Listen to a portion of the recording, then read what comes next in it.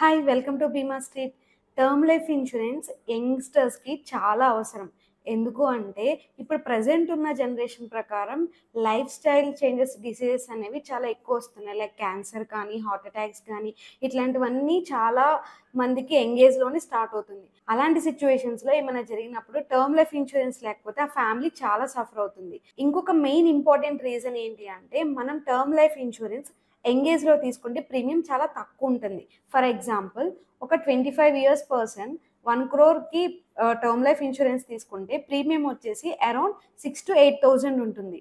2 crores తీసుకుంటే 12,000 to 15,000 ఉంటుంది. అదే పర్సన్ 40 ఇయర్స్ వచ్చే టర్మ్ లైఫ్ ఇన్సూరెన్స్ తీసుకోవాలి అని అనుకుంటే ఆ పర్సన్ ప్రీమియం వచ్చేసి 1 crore అరౌండ్ 25,000 ఉంటుంది.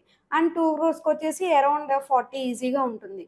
సో ఇంకొకటి ఏంటి అంటే ఇదే ప్రీమియమ్స్ ఆయన లైఫ్ లాంగ్ పే చేయాలి. అదే ఎంగేజ్లో తీసుకుంటే 2 crores అమ్మించుడికైనా సరే మనం ఎవ్రీ ఇయర్ 15,000 to 20,000 పే చేస్తాం లైఫ్ లాంగ్. అదే 40 ఇయర్స్లో తీసుకుంటే అరౌండ్ 40,000 తీసుకుంటాం.